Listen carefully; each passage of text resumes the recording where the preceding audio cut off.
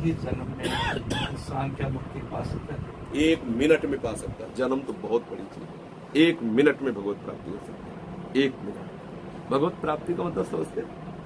भगवत प्राप्ति का मतलब आज तक सुना है? भगवत प्राप्ति किसे कहते हैं? प्रभु को मिलना, प्रभु को पाना, प्रभु को मिलना। खास बात प्रभु से मिलना नहीं है, खास बात है शरीर संसार को भूलना है। किसी ने पूछा जीवन मुक्ति का स्वरूप क्या है? पूछा था कभी, जीवन मुक्ति का स्वरूप क्या है? तो इसी में उत्तर छुपा हुआ है। का क्या, ये 2 हटा दो। जीवन मुक्ति का स्वरूप क्या है, तो का और क्या हटा दो, फिर बोलो इस शब्द को। है?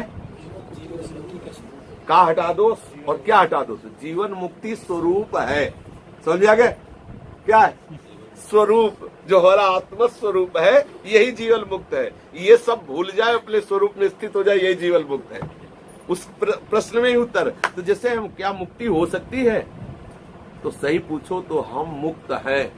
केवल इतनी बात जाननी है। जहां बंधे हैं उस बंधन को छोड़ दो तो आप मुक्त ही हैं। भगवत प्राप्त भगवान है अभी इसी क्षण हमारे हृदय में।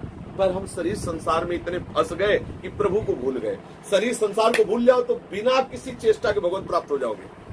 शरीर संसार को भूलने में आप कितने प्रवीण हो, बस ये बात देखना है। ये अभ्यास आपका 1 मिनट में अभी भूल जाओ तो अभी भगवत प्राप्ति हो जाएगी।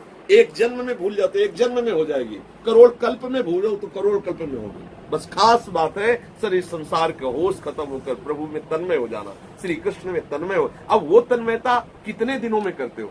कितने ऐसे साधक हैं जो तीव्रगामी अत्यंत हृदय में उनके उद्वेग भरा हुआ है, कैसे प्रभु मिले, कैसे उनको अशांति इस बात से कि जगत के भोग अच्छे नहीं लगते, एकमात्र तो उनके लिए भगवत प्राप्ति दुर्लभ थोड़ी। अब अपने लोग क्या है, सब भोग अच्छे लगते हैं, लगता है यार कहीं कोने में ये बात है कि भगवत प्राप्ति हो जाती तो अच्छा है, कोई करा देता भगवत प्राप्ति तो अच्छा है। भगवत प्राप्ति किसी कराने से नहीं होती, स्वयं से होती है। शरीर संसार का राग छूट गया, श्री कृष्ण प्रेम में उन्मत्त हो गई भगवत प्राप्ति। कई बार हमने कहा है कि वर्तमान के समय को भगवत चिंतन में व्यतीत करो, भगवत प्राप्त ही हो।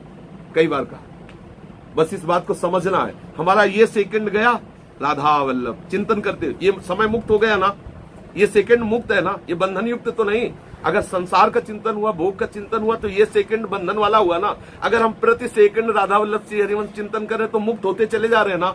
जितना जितना संसार का चिंतन मुक्त छोड़ गए उतना हम मुक्त है, नहीं मुक्त है। अब हम कुछ विषय में बंधे हुए हैं, हम उसका चिंतन छोड़ के श्री जी से संबंध कर ले, बस हम मुक्त हो गए। कोई चिंतन न सोचति न कांक्षति समा सर्वेषु भूतेषु मद भक्तिम लभते पराम ब्रह्मभूता प्रसन्नात्मा। यह है स्थिति। ब्रह्मभूता प्रसन्नात्मा न सोचति न कांक्षति समा सर्वेषु भूतेषु मद भक्तिम लभते पराम। इसी के लिए हम सत्संग करते हैं, इसी के लिए गुरु चरणों का आश्रय लेते हैं कि गुरु कृपा प्रसाद से हमें बात समझ में आ जाए कि भगवत प्राप्ति हमें करनी। वस्तुतः भगवत प्राप्त ही है, केवल संसार का चिंतन छूट जाए तो अनुभव में आ जाएगा।